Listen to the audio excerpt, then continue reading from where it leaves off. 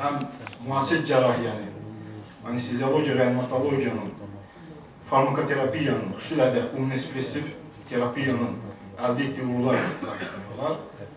Və heç təsadüf və dissertantın belə bir mövzuya diqqət yetirməsi və apardığı elmi tədqiqat işi mövzunun aktuallığını tamamilə təsdiq edir. Dissertantın bu elmi tədqiqat işi çox tərəflidir. Bir neçə aspektdə.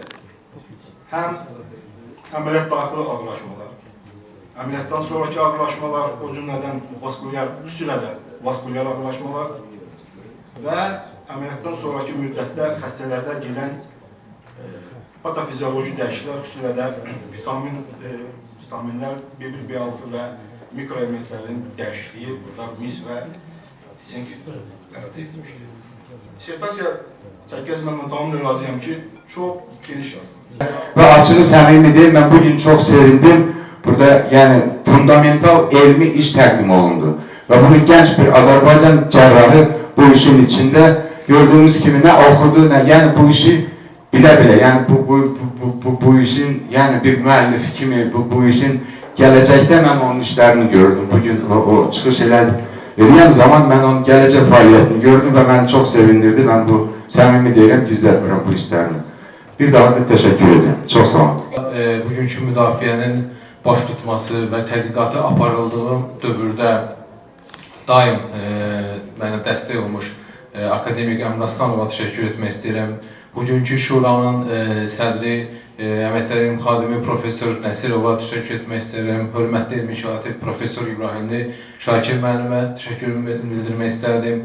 Mənim çox hörmətli oponentlərim, müəllim olmuş Profesor Şərkəz Cəfərova, Profesor Kazımov və Profesor Hüseynova təşəkkür etmək istərdim. Elmi şuranın hər bir üzvünə və çıxış edən hər bir şəxsə dərin təşəkkürümü bildirmək istərdim. Burada eyni zamanda mənim ən böyük təşəkkürü elmi tədqiqat işinin ilk günündən bu günə qədər daim dəstək olmuş bu ideyanın yaranması, formalaşması bu Türkiyədə başlanmış bir elmi proje idi. Bəli, akademik Ağayev birbaşa dəstək oldu və bu iş elmi bir projeden daha da miqyası böyüdü və bir doktorluq işinə gəlib çevrildi. O istər kafedrada müddətdə, istər Türkiyədəki müddətdə daim mənə dəstək oldu və bugün bu iş reallaşdı.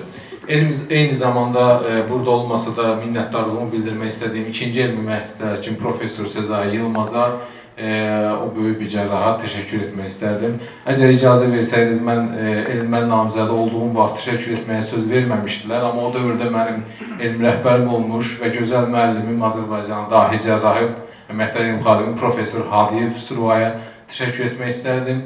Eyni zamanda uzun müddət çalışdığım 5 nömrəli şəhər klinik xəstəxananın rəhbərliyi və kollektivinə 2014-cü ildən başlayaraq paralel olaraq çalışdığım Azərbaycan Tibb Universiteti Cərrahi Klinikanın rəhbərliyi və kollektivinə və transplantasiya ideyası, bu ideyasının praktik hala gəlib çıxmasında böyük rol olan və daim məsləhət aldığım Profesor Bayramova təşəkkür etmək istəyirəm. Bu arada da ən böyük əziyyətlərdən biri də mənim dostlarım və ailə üzvlərim görmüşdür. Mən onlara da dəstəyə görə böyük təşəkkürümü bildirmək istəyirəm.